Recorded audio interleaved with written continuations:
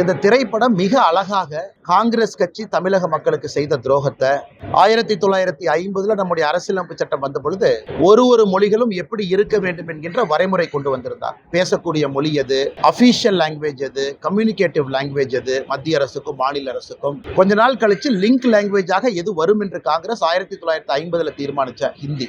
அது 1965 ஹிந்தியை திணிக்க ஆரம்பித்து எல்லோரும் ஹிந்தி கற்றுக்கொள்ள வேண்டும் என்று காங்கிரஸ் கட்சி செய்த அடாவடித்தனத்தை மிக அற்புதமாக பராசக்தி படத்துல போட்டு காட்டியிருக்கிறார். அதனால் பராசக்தி படத்தினுடைய மொத்த குழுவினருக்கும் என்னுடைய மனமார்ந்த வாழ்த்துக்கள். அக்கா சுதா கொங்கரா அவர்களுக்கு, அருமை சகோதரர் சிவ கார்த்திகேயன் அவர்களுக்கு என்னுடைய வாழ்த்துக்கள். தமிழக மக்களுக்கு மறுபடியும் ஒரு முறை இத்தனை ஆண்டுகள் கழித்து காங்கிரஸ் செய்த துரோகத்தை படம் பிடித்து காட்டியதற்கு. இதுல ஆச்சரியம் என்னன்னா, திமுக காரன் கொண்டாடிட்டு இருக்கிறான். அதான் சந்தோஷமா இருக்கு.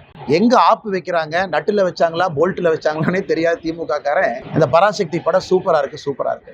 காங்கிரஸ் கட்சி எப்படி மக்கள் 2008 2009 இலங்கையில இனப்படுகொலைக்கு பிறகு மேலேயே வராம துரத்துனாங்களோ, காங்கிரஸோடு யாரெல்லாம் கூட்டணி வைக்கின்றார்களோ 2026 சட்டமன்ற தேர்தலில் பராசக்தி படம் திமுகவினுடைய முரசொலியாக அவர்களை அதே வீழ்த்தும். அதனாலதான் பேரு தீ பரவட்டும் அவங்களே வச்சுக்கிட்டாங்க. தீ வச்சிங்கன்னா முதல்ல வீட்டை தானே பிடிக்கும். வீட்டுக்குள்ள தீ வச்சா முதல்ல சொந்த வீட்டை பிடிக்கும், கூரையை பிடிக்கும், அந்த வீட்டுக்காரங்களை சுடும். அதனால இந்த பராசக்தி படம் முதல்ல திமுக என்கின்ற வீட்டை சுடட்டும், காங்கிரஸோடு கூட்டணியில யாரெல்லாம் இருக்கிறாங்களோ உங்க கூரையில தீ பரவட்டும். அதனால தீ பரவட்டும் நல்லா வச்சிருக்காங்க. நான் இதுக்கு இன்னும் ஒரு வாரத்துல நம்முடைய முதலமைச்சர் அந்த படத்தை பார்த்து ரிவ்யூ போடுறதுக்காக வெயிட் பண்ணிருக்கேன்.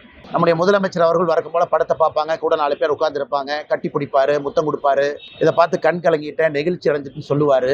அந்த காட்சிக்காக பார்த்துக்கிட்டு இருக்கேன். அதனால நல்லா இருக்கட்டும், எல்லா மக்கள்லாம் போய் நல்லா பாருங்க. பார்த்துட்டு காங்கிரஸ் யாரோடு கூட்டணியில் இருக்கிறாங்களோ அந்த வாக்குச்சாவடி பக்கம் போய் ஓட்டு போடுறதுக்கே போயிடாது. ஆனா என்னை கேட்டீங்கன்னா, நானும் ஜனநாயகனுடைய படத்திற்காக எதிர்பார்த்து காத்திருந்த நிறைய ரசிகர்கள் நானும் ஒருவன் தான்.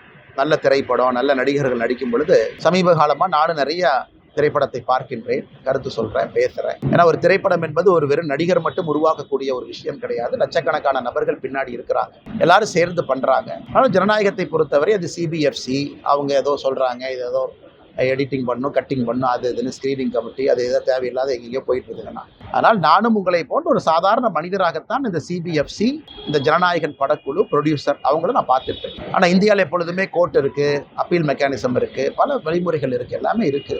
ஆனால் நான் இதை இப்படி பண்ணிட்டாங்க அப்படி பண்ணிட்டாங்க, இது எல்லா திரைப்படமும் அது கடந்து வர்ற பாதை தான். ஜனநாயகம் படத்துக்காக காத்திருக்கக்கூடிய ஒரு மனிதனாகத்தான் நானும் இருக்கேன். அதனால ஜனநாயகம் படம் வெளியிடும் பொழுது நிச்சயமா அதை பார்த்துட்டு நான் சொல்றேங்கன்னா, அதுவரை நிறைய விஜய் ரசிகர்கள், நிறைய சினிமா படத்தினுடைய ரசிகர்கள், நல்ல சினிமா வேண்டும் என்று நினைக்கக்கூடிய மனிதர்களைப் போல நானும் அந்த படம் வரட்டும் என்று காத்துக்கொள்கிறேன்.